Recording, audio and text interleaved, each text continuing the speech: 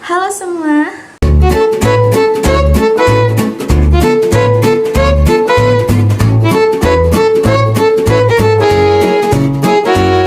Assalamualaikum warahmatullahi wabarakatuh. Perkenalkan, saya Jihan Juleka Nasution dengan NIM 24059020233. Tujuan saya membuat video ini yaitu untuk memenuhi tugas UAS saya di mata kuliah farmakologi. Nah, di video ini aku bakal bahas tentang interaksi obat dan zat gizi dengan suplemen. Kenapa itu penting? Karena banyak orang minum obat bareng makanan, minuman vitamin, bahkan suplemen herbal, tapi nggak tahu kalau itu bisa bikin obat jadi terlalu lama atau malah terlalu kuat. Nah, jadi yuk kita bahas biar kalian nggak salah konsumsi. Nah, sebelumnya apa sih itu suplemen? Suplemen adalah produk yang mengandung vitamin, mineral, asam amino atau herbal yang digunakan untuk melengkapi kebutuhan nutrisi tubuh kita. Contohnya itu ada vitamin C, kemudian ada kalsium, ada zat besi, ada minyak ikan, dan masih banyak lagi suplemen lainnya. Nah, apa sih itu interaksi obat? Nah, interaksi obat itu pengaruh yang muncul ketika obat dan zat gizi itu dikonsumsi secara bersamaan. Yang artinya, obat bisa berubah efeknya kalau diminum bareng makanan atau suplemen. Ada dua kemungkinan nih, efek obatnya bisa jadi lemah atau efek obatnya bisa jadi terlalu kuat. Jadi intinya, interaksi obat dan zat gizi dengan suplemen itu sama-sama bikin obatnya itu nggak bekerja secara maksimal atau malah bikin efek obatnya itu berlebihan. Nah, kenapa bisa terjadi interaksi? Ada beberapa mekanisme interaksinya, yaitu yang pertama ada interaksi diabsorpsi, yang dimana saat obat mau masuk ke tubuh, ini itu terjadi di lambung atau usus, dimana makanan atau suplemen itu bisa menghambat atau membantu obat masuk ke tubuh. Nah, kedua itu ada interaksi di metabolisme, yang dimana cara obat itu dipecah di hati. Makanan atau suplemen itu bisa mempercepat atau memperlambat pemecahan si obatnya. Kemudian yang ketiga itu ada interaksi di ekskresi, yaitu cara obat dibuang lewat ginjal. Jadi kan setelah kita minum obat, obat itu akan disaring oleh ginjal dan dikeluarkan oleh urin atau keringat. Nah, ini itu mekanisme terakhir. Jadi beberapa makanan atau suplemen itu bisa mengubah pH si urin atau cara kerja si ginjal tadi. Intinya, makanan atau suplemen itu bisa bikin obat dibuang terlalu cepat atau terlalu lama. Jadi itu adalah interaksi dan beberapa mekanisme cara kerja obat di dalam tubuh kita. Kemudian di sini tuh ada contoh interaksi yang sering terjadi.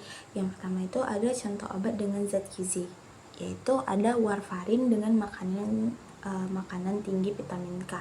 Contohnya itu makanan tinggi vitamin K itu seperti bayam dan brokoli. Dimana vitamin K ini tuh dia akan melawan kerja warfarin tadi.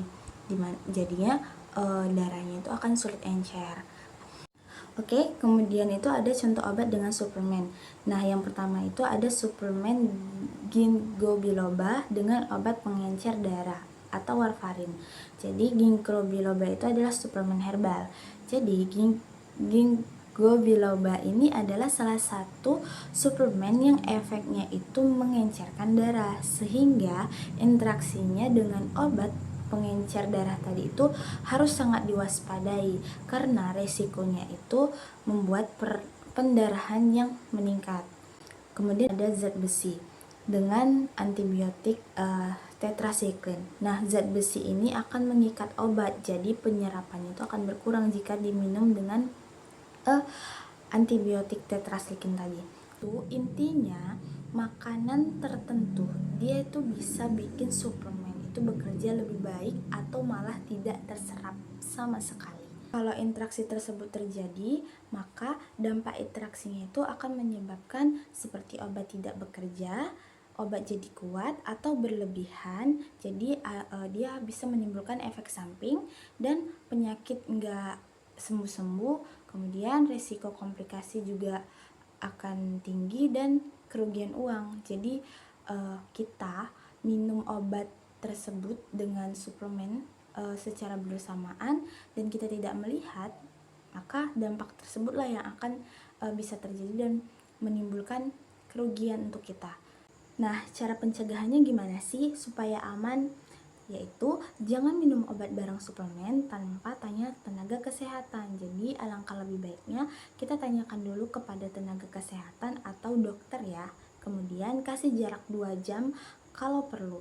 Jadi setiap kita ingin mengkonsumsinya, kita ingin mengkonsumsi obat atau suplemen, jadi alangkah lebih baiknya kita beri jeda.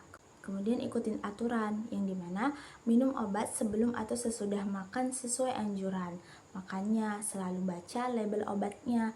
Jadi kalau misalnya kita tidak tahu dan tidak ingin terjadi hal-hal yang tidak kita inginkan karena timbulnya interaksi dari obat dengan suplemen dan zat gizi tersebut, alangkah lebih baiknya sebelum kita minum, lebih baik kita tanyakan kepada tenaga kesehatan atau dokternya langsung.